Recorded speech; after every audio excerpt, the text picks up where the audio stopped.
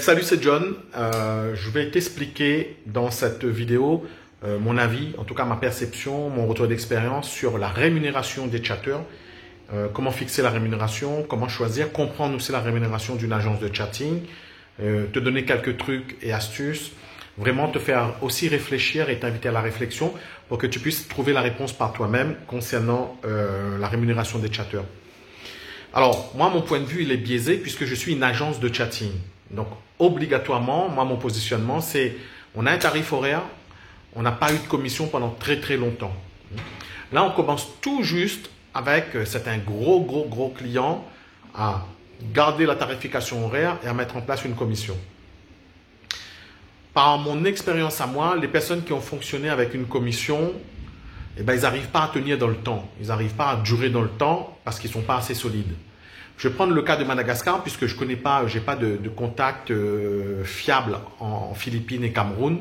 J'ai déjà travaillé avec les Philippines et le Cameroun de 2016 jusqu'à 2021-22 à peu près. Donc j'avais donc des collaborateurs aux Philippines et aussi en Cameroun, pas dans le domaine du chatting. Le problème ici à Tananarive, Madagascar, de ce que je vois par exemple des collaborateurs de chez nous qui ont quitté notre agence et qui ont démissionné et qui sont partis, je ne dis pas la concurrence, je dirais des confrères, hein, et qui étaient à quelques mètres de chez nous, de notre local. Hein. Et ben les agents, ils sont restés même pas un mois et ils sont repartis. Parce que ils n'arrivent pas à performer, ils n'arrivent pas à générer du chiffre d'affaires.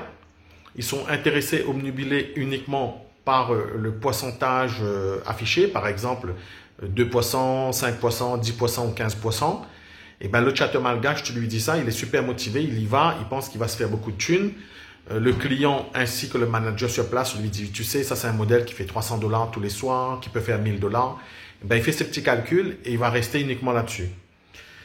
Le problème, c'est que l'agent de chatting, il n'a pas d'encadrement, il n'a pas de manager, il n'a pas de formateur, il n'a pas plusieurs modules de formation pour améliorer la grammaire et l'orthographe, la syntaxe.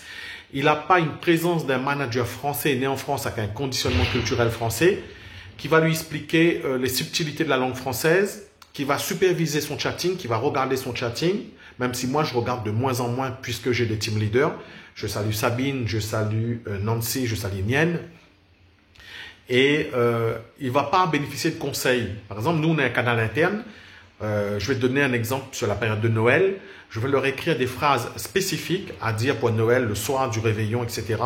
Et je vais leur expliquer pourquoi j'écris ces phrases et je vais leur expliquer comment les utiliser dans le chatting. Donc, des fois, le soir en production, j'ai 10 chatteurs en production. Et ils vont pas tous prendre la même phrase pour aller les copier-coller sur 10 modèles parce que des fois, on a des abonnés qui sont abonnés à 2 ou 3 modèles. Donc, ils vont s'en rendre compte. Mais en fait, j'ai des phrases que je leur donne de mon inspiration à moi, à la mode FR, mode française, et qui vont performer, qui vont fonctionner. J'ai des techniques que j'utilise, j'ai des techniques en fin de session de chatting par exemple, que je vais leur donner des phrases très spécifiques pour conclure les ventes. Vous voyez ? Tous les jeudis, en octobre, novembre, un petit peu moins au mois de décembre, on a fait des formations en langue française pour améliorer la grammaire, l'orthographe et la syntaxe. Et on a fait des formations, on salue Nienne qui a fait ça, qui a fait le vocabulaire de la lingerie.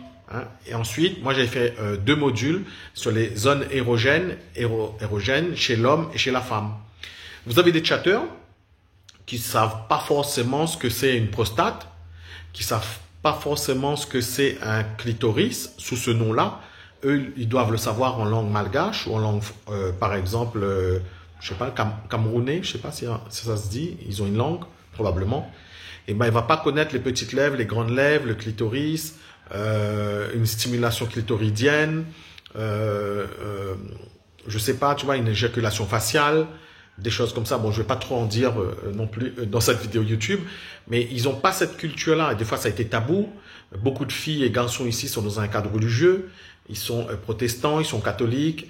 Leur papa et maman, leur famille ne leur ont pas expliqué cette sexualité-là, pas comme chez nous en France, où ça a beaucoup évolué. Toute la génération 80, 81, 90, 2000, ils sont évolués au niveau du sexe, ils sont ouverts, vous voyez. Vous avez énormément de choses qui se disent pas ici. Vous avez énormément de filles ici qui sont chez elles, même à 22 ans, chez leur papa et maman, et qui attendent le prince charmant arrivé, qui n'ont pas le droit d'avoir un petit copain, une petite copine comme ça, surtout les filles, et qui attendent le mariage pour pouvoir sortir de chez elles. Et à contrario, vous avez énormément de filles de 18, 19, 20 ans qui ont déjà un bébé ici à Tananarive, à Madagascar, mais qui ne connaissent pas forcément les codes de l'amour, de la drague, de la séduction, etc. Qui sont même mis en couple et qui sont mariés à l'âge de 19 ans. Chez nous, en France, on ne se marie pas forcément à l'âge de 19 ans. Donc, pourquoi je vous dis ça? C'est pas de la digression, c'est pour vous montrer que le schéma n'est pas le même. Donc, quand tu vas promettre à quelqu'un un chatter en freelance, tu vas aller sur des groupes Facebook, Job Mada, Emploi Mada, Télétravail Mada, et tu vas publier une annonce, tu vas avoir minimum 8-9 réponses, jusqu'à 50 voire 80 réponses. Il va te falloir faire le tri là-dedans, tu vois. Ensuite, tu as toujours dans la bande, tu as des nanas et des gars, ils vont très bien parler français, ils ont un profil de freelance, et ils vont te séduire parce qu'ils parlent très bien français. Tu vas te dire, ben, la nana, en fait, lors de l'entretien, elle parlait super bien. Et donc, ça va produire un super résultat. La nana, qu'est-ce qu'elle fait? Elle va chatter pendant le premier, deuxième, troisième jour. Elle sait que tu vas surveiller le chatting pendant 2 ou 3 jours. Et puis, ou sinon, elle va chatter, si elle commence un shift à 20h jusqu'à 22h, et à 22, 23h, elle met quelqu'un d'autre. Donc, elle va mettre sa cousine, sa nièce, son neveu, son voisin, sa voisine.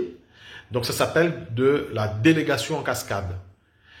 Et quelquefois, ce qui va se passer, c'est qu'elle va déléguer à sa nièce, qui habite chez elle, qui a une box internet, etc.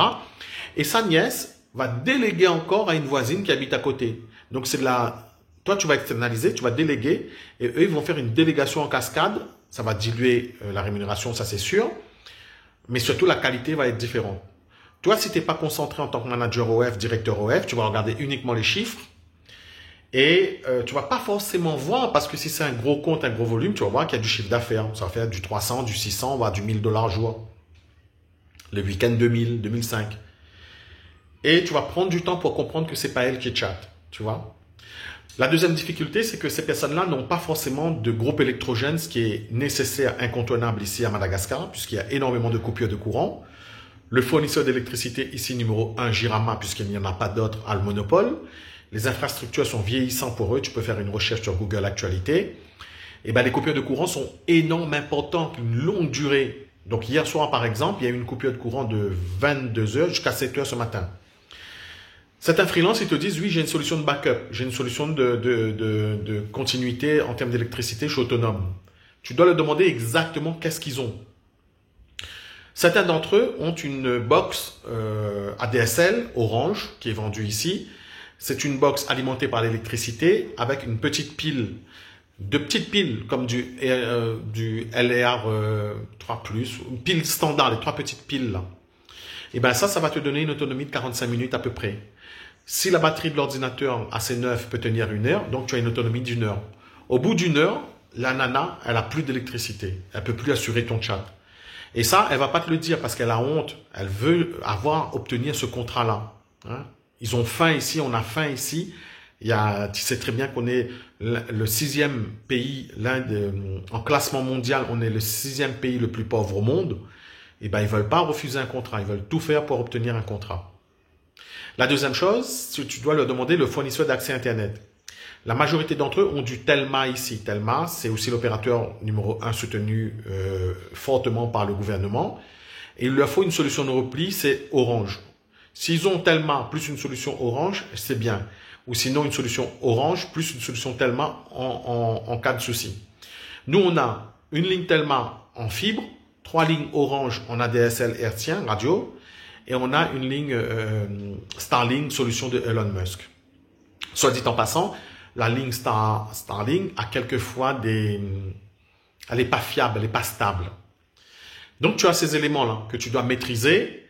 Et donc, oui, tu vas pouvoir les payer uniquement à la commission, mais ces gens-là, ils vont travailler dans ce cadre-là, tu vois. Donc, c'est pour ça que nous, on a une tarification à l'heure avec la formation du management de l'investissement. Si un ordinateur tombe en panne, on a un deuxième tout de suite en remplacement.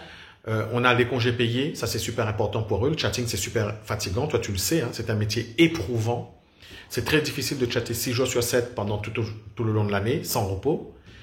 Donc, en cas de maladie, on a des agents de remplacement. On va jamais t'embêter et te faire chier pour te dire « Ah, ce soir, on peut pas chatter, etc. » On fournit une constance, une fiabilité en termes de production. Ça, c'est super important. Et c'est pour ça que les agences nous aiment bien. Et je salue les agences qui nous ont quittés il y a quelques mois et qui reviennent nous voir aujourd'hui, où on est resté en bon terme aussi également. On leur donne des conseils quand on le peut. Je t'invite à cliquer sur les liens qui sont dans la description. J'ai pas de formation à vendre, j'ai aucun produit à vendre, mis à part nos prestations de chatting et un petit peu d'acquisition. Donc tu peux m'envoyer un message sur WhatsApp. Tu peux aussi rejoindre mon canal Telegram. Je donne pas mal d'astuces, des techniques et des conseils là-bas. Je vends pas de formation. Les formations sont obsolètes. C'est compliqué de vendre des formations. À mon sens, il faut plus une formule basée sur un accompagnement mensuel. Je propose pas ça, j'ai pas le temps de le faire. Je sais que mon confrère David le fait. Je vous invite à aller visiter sa chaîne YouTube qui s'appelle Le Lounge. Et puis, mis à part ça, je te souhaite une bonne continuation. J'espère avoir répondu à tes questions. S'il y a d'autres questions, d'autres éléments que j'ai pas répondu involontairement, dis-le moi et je te répondrai dans les commentaires. Je te dis à bientôt. Merci d'avoir suivi cette vidéo.